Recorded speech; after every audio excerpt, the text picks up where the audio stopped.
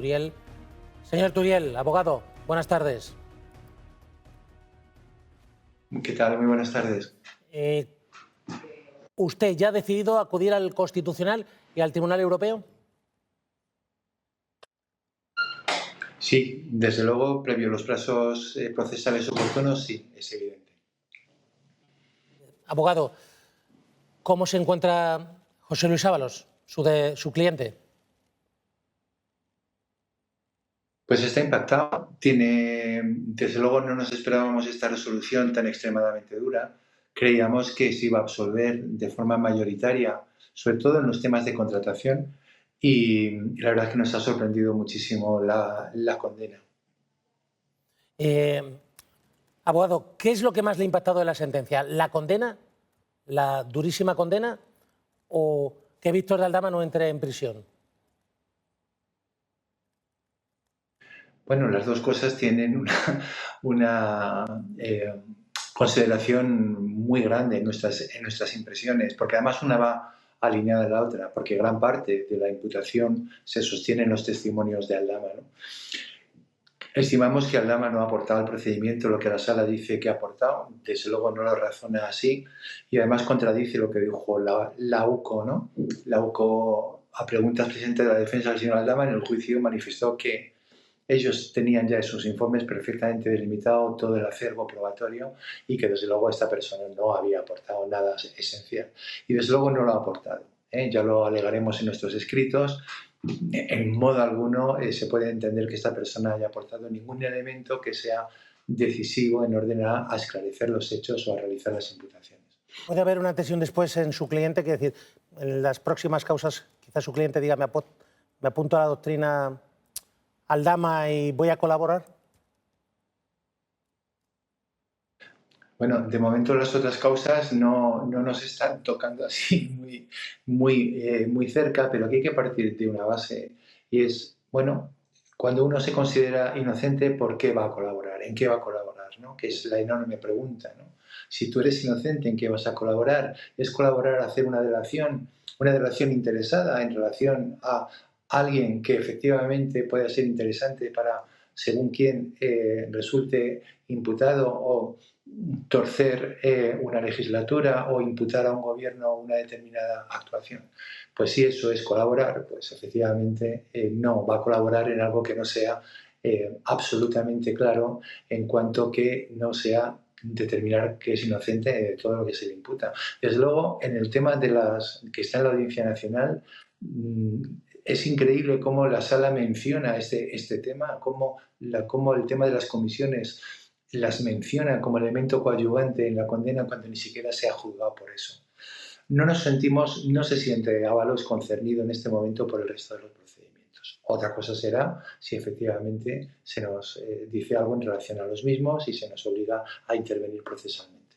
¿Su cliente se imaginaba una condena de esta magnitud? No, en modo alguno. Nosotros ya presumíamos, puesto que no se le había puesto en libertad, presumíamos que una condena iba a haber, ¿no? Pero partiendo de cómo fue el juicio, sobre todo en el tema de las contrataciones, no atisbábamos ninguna condena. Y de hecho, si ustedes leen la sentencia con detenimiento, verán que en las mascarillas el argumento es bastante opinable, ¿no? Porque viene a determinar que la contratación fue correcta, que era necesario, que los precios están adecuados, pero no obstante condena en función de una situación previa que, según la sala, se denota en relación con el señor Aldama, que es la aportación de una hoja Excel donde eventualmente iban a cobrar unas cantidades que luego reconoce la sala que no llegaron a cobrar o que no se cobraron. Bueno, todo esto se pondrá de manifiesto en los recursos y esperemos que prosperen. Esos recursos al Tribunal Constitucional es porque usted considera que se han vulnerado los derechos de su cliente, de José Luis Ábalos. Desde la instrucción están vulnerándose los derechos fundamentales del señor Ábalos, desde el momento en el que se le obligó a declarar con un abogado que él no quería. Por supuesto, el abogado tampoco quería defenderle, puesto que habían discutido y se habían enfrentado en la estrategia procesal. Pese a todo, se le obligó a comparecer. Fue iniciativa del juez instructor convocarle una vistilla de prisión, que no se produjo porque el fiscal no la pidió.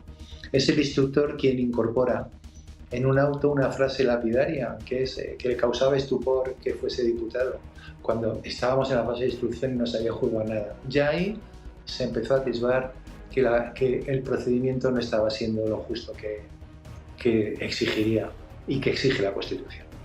Abogado, y desde luego la sentencia ha venido a refrendar esa. Abogado, ¿se equivocó su cliente no renunciando al aforamiento, siguiendo como diputado, algo que le hubiera permitido renunciar al aforamiento, ir por la vía de la Audiencia Nacional? ¿Usted le hubiera aconsejado eso? Nosotros, desde luego, cuando una persona es culpable, cuando una persona se atisba que puede tener una responsabilidad, cuanto más dure el procedimiento, efectivamente es lo aconsejable. Visto lo visto, hubiese sido lo aconsejable. Pero en aquel momento, él, como sostiene, es inocente, entendió que la vía del Tribunal Supremo, con los magistrados de la más alta magistratura y de la más alta cualificación, entendía que no había nada en el procedimiento y en consecuencia pues por eso se sometió a la jurisdicción. Evidentemente se ha equivocado.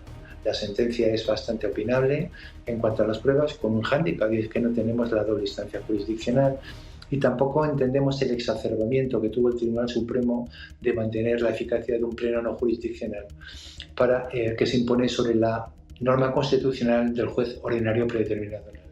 No nos parece aceptable y será uno de los motivos que valoraremos para decretar, pedir, mejor dicho, la nulidad de esta sentencia.